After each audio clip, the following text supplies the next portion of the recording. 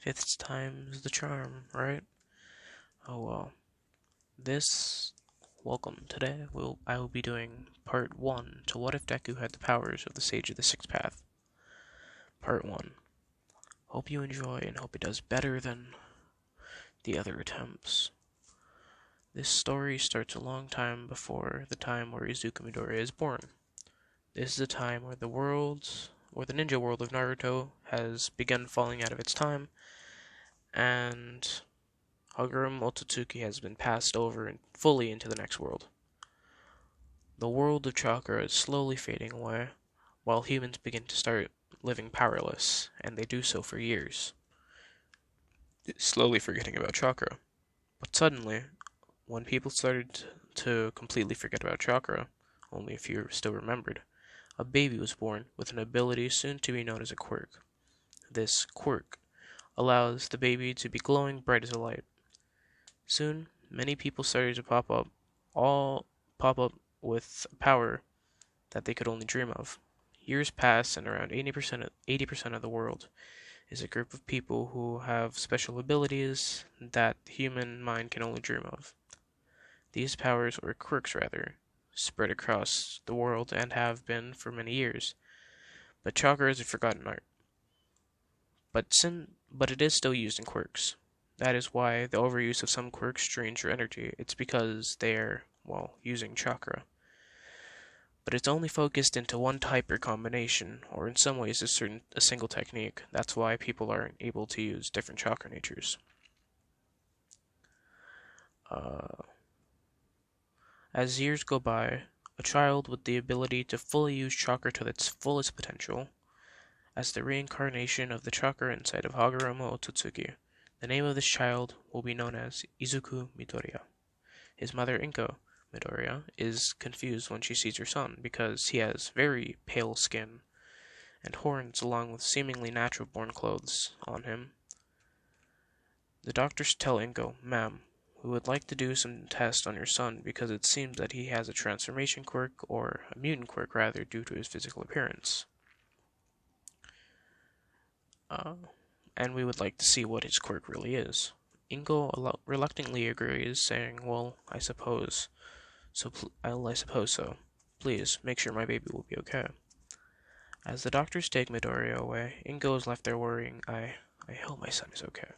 As soon as she finishes up this sentence, though, a doctor comes running back into the room. "Miss Midoriya, your son. He has orbs following around him, but we don't seem to know what's happening because it's following him.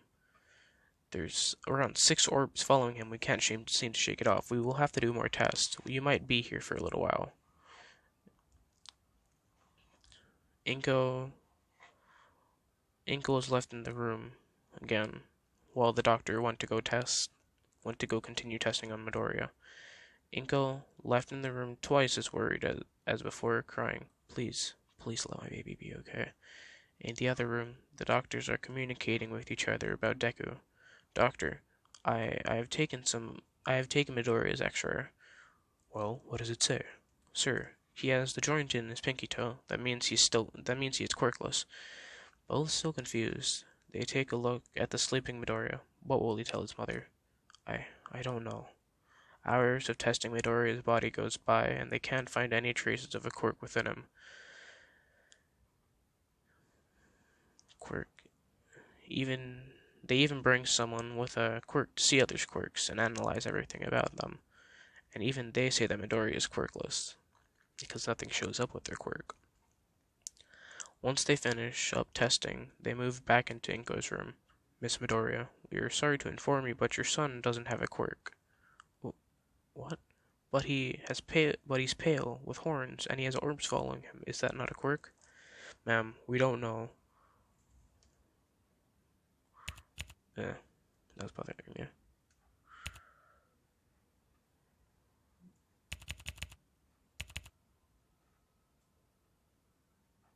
Sorry. Okay. That was bothering me. So, how do I bring... There we go. There we go. Sorry about that. Ma'am, we don't know.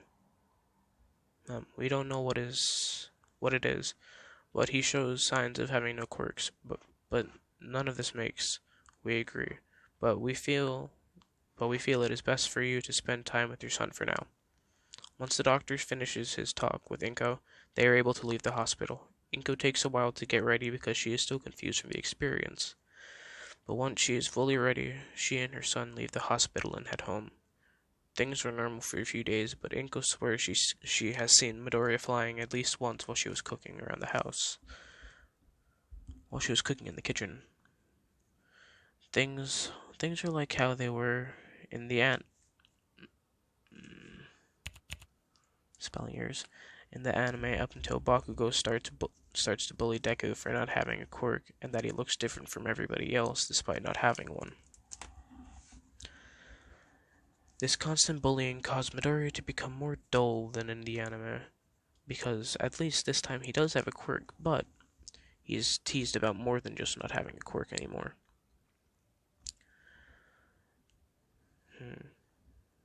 He also becomes more lonely and distant to everyone because he can't trust people as much as before, though he will learn to trust people again. But one day, Deku sees Bakugo bullying a kid because they have a weak quirk compared to his, since Bakugo's is explosions. And Deku, not liking this, jumps in front of the child getting bullied. I won't allow you to do this, Kachan. Get out of the way, Deku. You're never going to become a hero with that kind of appearance and no quirk. Upon finishing this sentence, Deku gets upset and stares at Bakugo, but his vision is different. It's in black and white. But once Deku does this, Bakugo and his friends start run away yelling, "Stay away from me, you monster, help." Deku, confused, turns to the person and helps them up, but the person seems to be scared. Deku asks what's wrong, but all the kid responds is, "Your eyes." Immediately, Deku is reminded of his different vision. He blinks and it's back to normal, but it seems that his eyes didn't change because the child still ran off screaming. The teachers are called down, and they look at Deku. "Izuku, I think you may have awakened your quirk." "My quirk? But I'm quirkless." "Izuku, you should go to the doctor." The school calls Inko down as fast as possible. Upon showing up to the school, Inko is met with her son in the office. Ow. She walks into the office and sees a man walk out of the room. "Ah, Miss Midoriya. Welcome. We have had an incident with your son." "What's the incident?"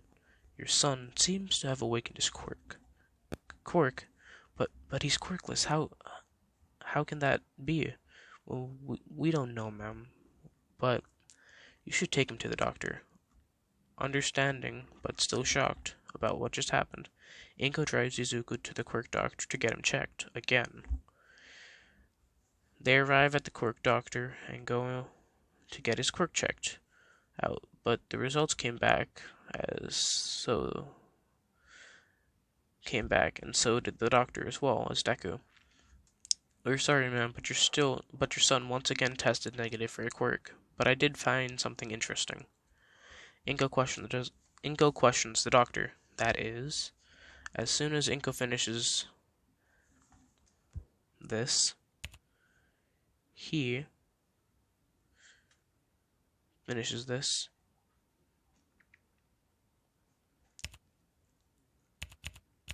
The doctor throws a pencil at Inko, and before Inko can even react, Deku is standing in front of Inko holding the pencil. The pencil he just caught. "This is what I meant when I found something interesting, Miss Midoriya. Your son seems to have extreme reflexes and physical speed." Confused, Inko responds, "But how can he move like this, move and react like that? You said yourself that he doesn't have a quirk." I know what I said, Miss Midoriya, but I still believe that your son still has no quirk. In fact, he matches somewhat old stories from millennia ago."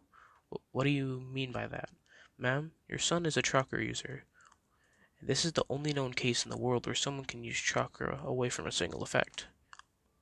For example, Endeavor, he has the ability to use fire, that's his affinity, so he can only use so he can only use fire, but he can only use chakra in the way of fire. Still moderately confused, Inko asks, "So, what affinity does Deku have? Or Izuku have?" "No, no, ma'am, you seem to not understand me. He has all of them, and he has all and then some, due to those eyes." Due to those eyes, I see. So my son has all chakra affinities? Yes, ma'am, your son has them all. Okay, then if it's okay, can we go home? I'm a little stressed now. Yes, ma'am, you may leave. You may leave when you wish. Once the doctor finishes the sentence, Inko and Deku take their leave from the office. When they get home, Inko asks Deku if he's okay. Yes, mom, I am alright. A little shocked, though. I seem to have a quirk. A few days pass from then, and Inko is cleaning up the apartment. She, she's, oh, my brain. She is in, she starts cleaning up the apartment she is in when when something comes rolling out of a box that she had just put down. Something that looks oddly like a scroll with a letter attached. Confused and curious, Inko looks at the letter, and it reads, "Dear Inko, please give this to Izuku when his eyes become a crimson red, with a black pupil and a smaller black dot around ring in his eye." Inko thinks this is oddly specific, but as soon as this happens, Deku comes walking into the area where Inko is cleaning, and Inko immediately looks into Deku's eyes, realizing. Upon seeing this, she realizes, and all she can think is, it's the eyes Hisashi described in the letter. Well, that's gonna be all for part 1, because it's hot. I'm sitting in a closet in the middle of the day, and this is all I can pump out from my brain at the current moment. Everything else, I think I'm gonna get up to, like, maybe a little after the sludge villain attack in part 2. So, yeah, look forward to that. Okay.